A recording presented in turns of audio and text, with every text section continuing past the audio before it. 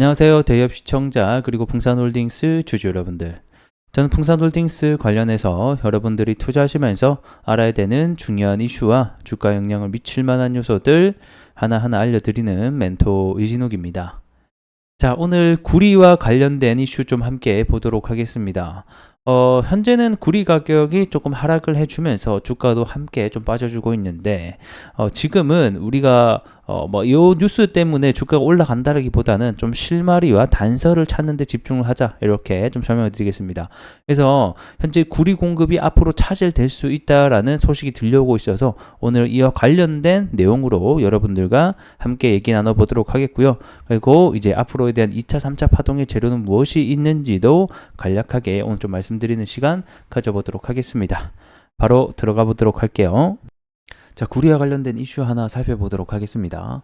지금은 이 구리와 관련된 전망이라던가 이슈가 나오더라도 사실 가격적으로 상승을 이뤄내지 못하면 주가가 크게 변동성을 일으켜내지 못합니다.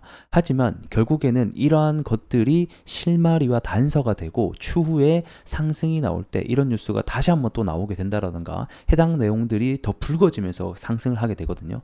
그래서 지금은 우리가 이걸 보고 주가가 이제 올라가겠구나라고 생각을 하기보다는 이러한 이슈가 있으니 중장기적으로 실마리와 힌트를 찾아가는 단계다라고 생각을 해주시면 좋을 것 같습니다.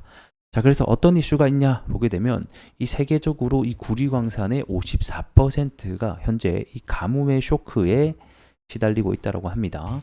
해당 내용을 보게 되면 구리광산의 절반 이상이 가뭄 리스크에 노출된 것으로 나타났다라고 하는데, 흔히 우리가 이 가뭄이랑 구리가 도대체 무슨 상관관계가 있냐라고도 생각하실 수가 있는데, 이 물의 경우에는 우리 광석을, 그러니까 구리를 하나 얻기 위해서는 구리 광석을 캐내거든요. 그러니까 그 말인즉슨 돌에서 캐낸단 말이에요. 그러면 그 광물에나 원석을 분쇄하기 위해서 뭐가 들어가냐면 물이 필요해요. 그리고 또 불순물을 처리하기 위해서도 물이 쓰이고요. 그 다음에 뭐 장비나 세척하기 위해서도 사실 물은 어디서나 쓰인다. 그렇기 때문에 이 광산에 있어서 사실 이 물은 굉장히 중요한 존재이기도 합니다. 그래서 이 만약에 물이 줄어든다, 물이 부족하다라는 것은 말 그대로 공급적인 측면에서 생산량이 낮아질 수가 있다라는 것을 의미하기도 한다라고 보시면 될 것 같습니다.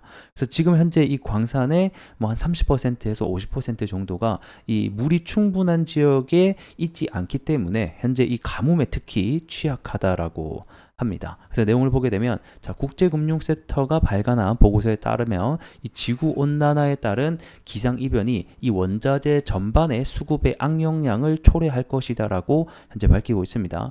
여기에 들어가는 원자재는 구리도 포함이고요. 그 다음에 뭐 흔히 2차 전지에 쓰이는 뭐 리튬이라던가 코발트 뭐 이런 것도 같이 해당이 되게 됩니다. 자, 그래서 보게 되면 2050년까지 전 세계 구리 광산의 54%와 이 리튬 코발트 같은 경우에는 74%가 이 가뭄으로 인해서 생산량이 줄어들 것이다라고 얘기를 하고 있습니다. 생산량이 줄어든다라는 것은 말 그대로 공급적인 측면이 줄어든다라는 것이기 때문에 이는 곧 가격의 앞으로에 대한 상승을 또 의미하기도 하는 바가 되겠네요. 그래서 이제 생산량 감소 위기에 놓인 이 원자재 광산 비율을 보게 되면 뭐 리튬 코발트는 뭐 지금 당장 구리와는 상관이 없지만 가장 현재는 높은 것으로 이 가뭄 피해가 나타나고 있고, 그 뒤를 이어서 구리 역시 이 가뭄 피해가 사실 54% 정도로 높다라는 것을 우리가 확인해 볼 수가 있습니다.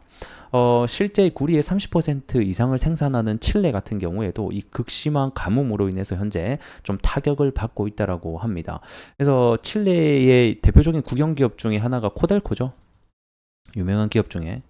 그래서 이 회사 같은 경우에도 사실 지난해 물 부족의 여파로 인해서 가장 적은 이 130만 톤 정도의 구리를 생산했다고 합니다. 그만큼 사실 사람들은 잘 모르지만 물에 대한 중요성은 계속해서 대두가 되고 있다라고 보시면 될 것 같아요. 내용을 보게 되면 이 칠레 같은 경우에도 사실 최대 구리 매장지 중에 하나죠. 이 현재 물 부족으로 인해서 생산량을 크게 늘리지 못하고 있는 대표 지역이다라고 얘기하면서 작년 대비해서 구리 생산량 같은 경우에도 11%나 감소를 하게 됐다라고 얘기를 하고 있습니다.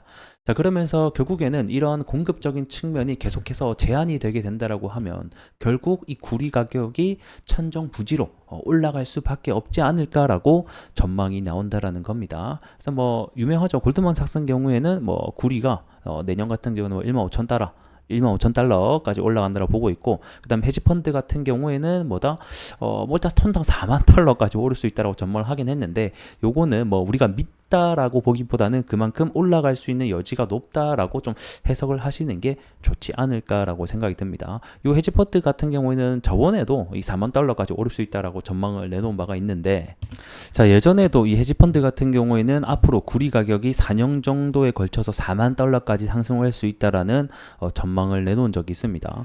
결국에는 얘네들이 내놓은 말을 보게 되면, 자, 전 세계적으로 전기차, 태양광 패널, 풍력 발전소뿐만 아니라 이런 데이터 센터에 의해서 구리 수요가 급증하기 때문에 이런 수요 같은 경우도 중요하긴 중요하지만, 결국에는 이 공급이 수요를 따라잡는데 최소 5년 이상이 걸릴 것이기 때문에 가격 상승이 크게 일어날 수 있다라고 얘기를 했습니다.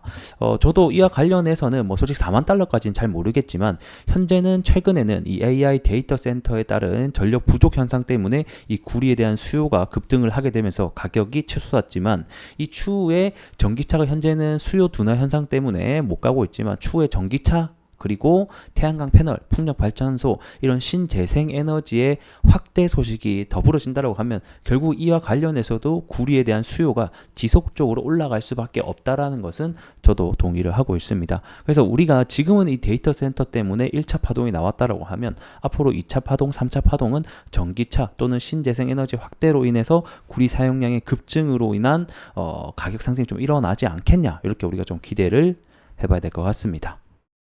자, 차트 함께 보도록 하겠습니다.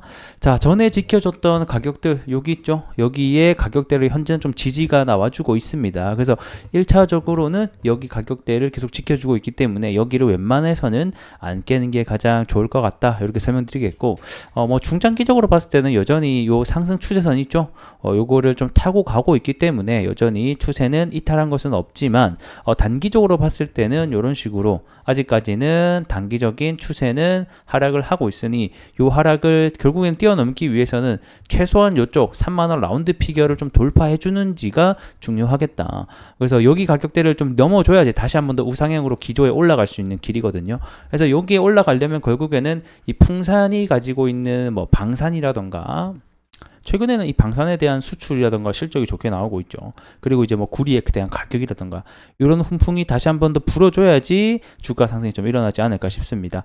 그래서 1차적으로는 아직 뭐 장기적으로는 추세가 깨진 게 없고, 여기 지지선 그리고 위쪽으로는 3만원 라운드 피겨를 다시 한번 돌파하는지, 요게 중요할 것 같네요. 자, 오늘은 간단하게 여기서 좀 마무리 해보도록 하겠고, 전 또 다음 시간에 인사드리도록 하겠습니다. 고맙습니다.